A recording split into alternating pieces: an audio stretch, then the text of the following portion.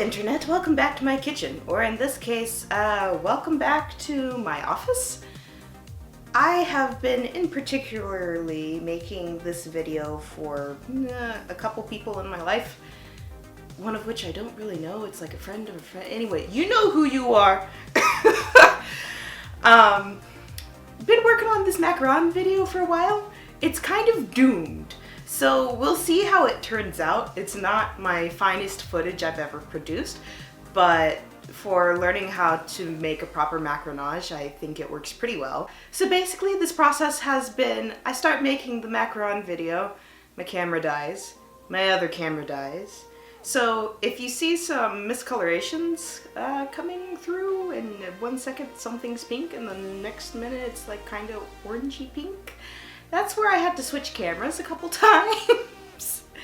Yeah. Tried to export the first round on the video 4 times. 5th time was the charm.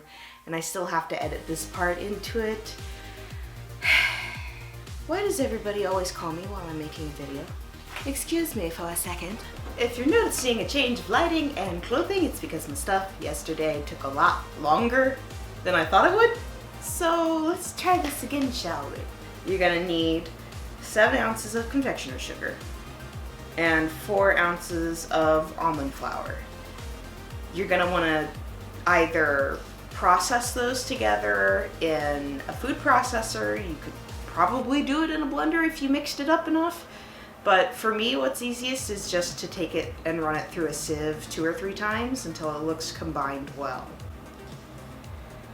You're going to bring 4 large egg whites together, and it doesn't matter if you get a little bit of yolk in it. You obviously don't want a lot of yolk, but a little bit of yolk won't hurt.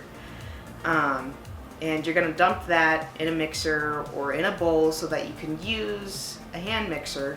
You can do this by hand. It's going to take forever. You're much better off doing it in a stand mixer if you have one. But anyways, you're gonna make a meringue with 4 large egg whites, a little bit of cream of tartar. You don't really need to measure it. You just kind of sploot a little bit in, like 1/8 of a teaspoon or 1/4 of a teaspoon will work. And you let that go on a medium-low to medium speed until it gets frothy. And then you can start adding in 3.5 ounces of granulated sugar slowly in a little bit of batches as you turn the speed on your mixer up. And then you whip those until you get really firm peaks. How do you know you have firm peaks? You can take the bowl and dip it over your head upside down and nothing's gonna fall on your head. And then once you have your stiff peaks in your egg whites, you can mix in whatever food coloring you want. I was using a burgundy, make sure you're using a gel food coloring. Don't do the liquid food coloring. That'll way thin your egg whites way too much. You want to keep everything as thick as possible until you start mixing this stuff together, because once your batter's too thin, there's no going back. You have to start everything over again. Mix in as much food coloring as you want to your desired colored effect. I was using a burgundy Wilton gel food coloring, but it didn't exactly turn out burgundy. It turned this really pretty pink, and I was okay with that. Once you get your egg whites made, you can mix in your egg whites to your batter or your dry goods, and then you can also mix your dry goods into your wet goods.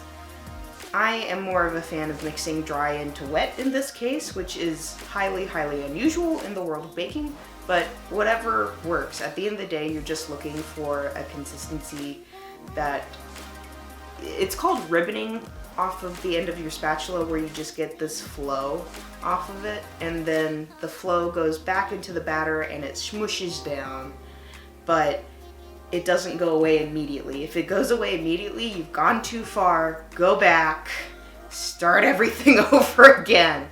I usually wait for the batter to go back into itself off of that ribbon stage after about 20 to 30 seconds.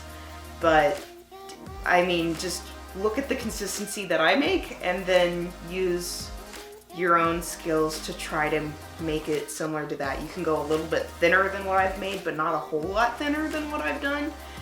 And I wouldn't go any thicker than what I've made, because then you're gonna have a really hard problem getting rid of the tails when you're piping out the batter into the macaron cookies. And then you have problems with cracking and a bunch of other stuff. Also, cracking can come from a buttload of different problems. Like, there are many things that can go wrong with macarons, but at the end of the day, the most important part is making sure that your batter consistency is on par.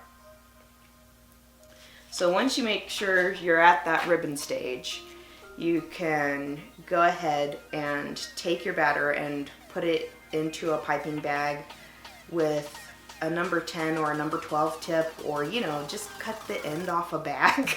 Or even if you don't have piping bags, you can just use a Ziploc bag, whatever you've got lying around that you can cut a tip off to where it'll be about the size of maybe a little less than a dime.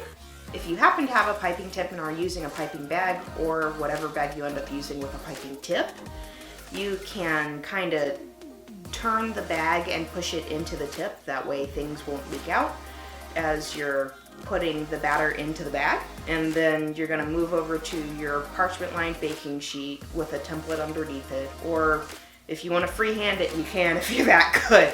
But I like using a template.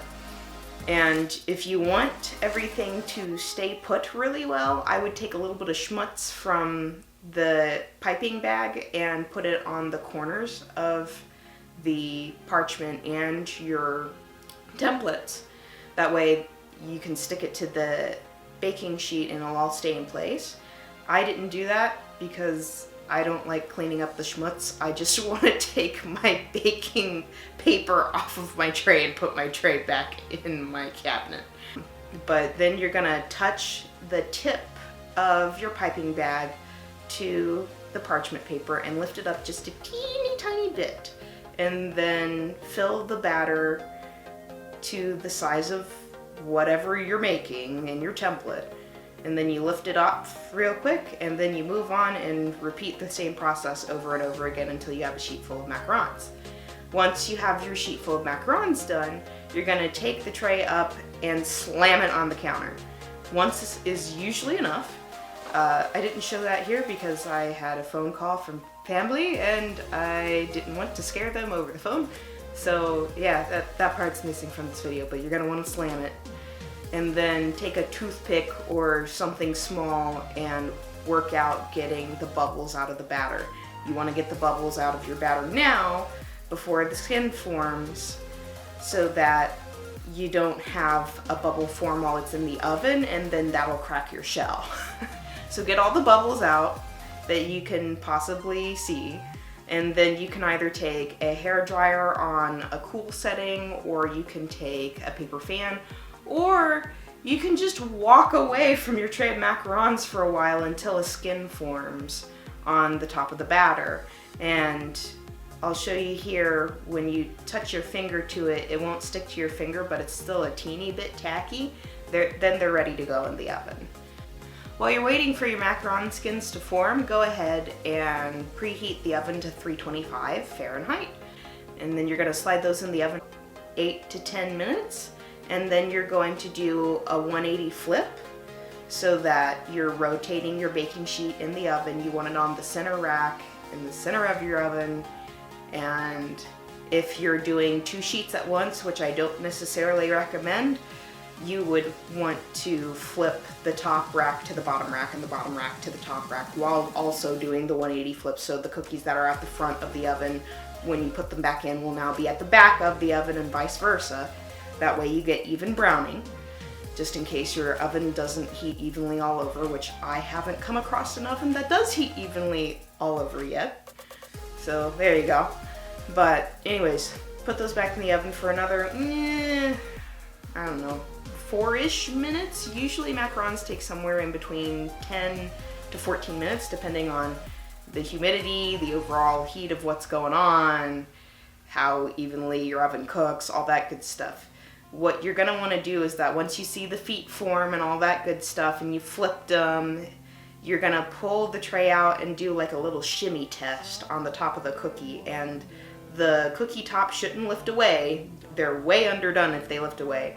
And the cookie shouldn't lift straight off the parchment either. At that point, you've overbaked them and they're gonna be crunchy rather than chewy. You can still eat them, but they're a bit overcooked in the middle. So you're looking for the top to just barely wiggle a little bit, and then you're ready to pull them out of the oven. Let them cool on their baking sheet for about 1 to 2 minutes, just so it has a little bit more time to set. And then you're gonna wanna pull the parchment off of the baking sheet as soon as they're set enough to lift because you don't want the bottoms of the cookies to brown on the cookie sheet, because the cookie sheet is going to retain the heat from the oven even after you pull it out of the oven, and the cookies are going to continue to cook. So once you pull them off, let them cool, and while they're cooling, go ahead and start making whatever filling you want. In this case, I am making a pre-bagged roasted chestnut Italian meringue buttercream. For an Italian meringue, you would go to the stove and heat so much water and sugar together, and then after your egg whites are beaten and coming up, they're past frothy consistency, but they're not soft peak yet, is when you start adding in the sugar water mixture on, and I would try to drip it down the side of the bowl. That way you don't cook your egg whites. You want it to drizzle in slowly so that you don't overcook them, but also you're getting that beautiful sheen and in your egg white development, and you just keep adding that. And then you let your mixer go for like, I don't know, 10 minutes or however long it takes to get stiff peaks again. It's a basic Italian meringue. And then you're going to start adding in your buttercream. And in this case, I've already made my buttercream ahead of time before I made my egg whites, because I only have one mixer bowl. And here I've just creamed together some butter, some of those roasted chestnuts that came from a big box store, do whatever you want. And then I have some homemade caramel sauce, about a heaping tablespoon of that I threw in there as well, because caramel is delicious. So you're gonna change out your whisk attachment from your meringue to your paddle attachment, or if you're just using a regular hand mixer, just turn it down to low and start adding in your butter in small chunks and keep adding that in. But you want to do that after your egg whites have cooled off to a degree, because you don't want your butter to just melt. That's why I said, after you add your hot sugar water, you're gonna wait for about 10 minutes or so. That's usually how long it takes to develop stiff peaks. Also, that's about how long it takes to cool the stuff down. So add in your butter slowly. Your meringue can still be warm, it just can't be hot enough to instantly melt the butter. And add that in with the paddle attachment on slow speed, or else you're gonna end up with butter and meringue all over your cabinets. I haven't done that before at all. No. Anyways, add that on, and then once you get everything in and it's incorporated well enough, you can turn it up to medium high and beat the crap out of it. At some point, it'll look like it's starting to come together, but it's not all the way smooth, and then it'll break, and it'll be this awkward, buttery, chunky bleh. Don't worry, just keep your mixture going. Just let it go, and you'll see it come back together, and then it'll be this smooth, silky, absolutely delicious buttercream. And the reason I recommend an Italian meringue buttercream over a French meringue buttercream or an American buttercream in this instance is because an Italian or Swiss meringue buttercream is one of the smoothest textures that you're going to get. An American buttercream you could use in a macaron, but it's going to be a little bit gritty. I've never had an American buttercream that wasn't gritty, just because of the way that powdered sugar is incorporated into it. If you like an American buttercream, go for it. It's not my thing. I prefer Italian meringue buttercream. And yeah, if you're wondering what the difference in between an Italian and a Swiss meringue buttercream is that you basically do a hot water bath for the Swiss meringue buttercream to melt the water and sugar. But in an Italian meringue buttercream, you just put it straight on the stove and then dump it in, and I find that easier. So, yeah, there's your buttercream. Put it into some way of you being able to pipe it, or you could just, take a butter knife and spread it onto the cookies, and then stick your two macaron halves together once you've got one side that's all buttercreamed up. And then you're gonna let it sit in the fridge overnight. Yes, you can eat them now, but they need at least 8 to 12 hours overnight in a fridge, because that's what gives the cookie time to redistribute some of that water content, part of it from your filling, part of it from the cookie itself, from where hopefully you haven't overbaked it. And it'll be crunchy on the outside and chewy on the inside. It'll be really cool.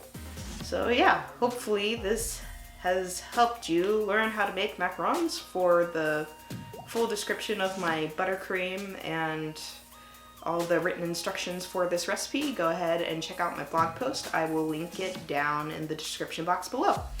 Yeah, happy baking!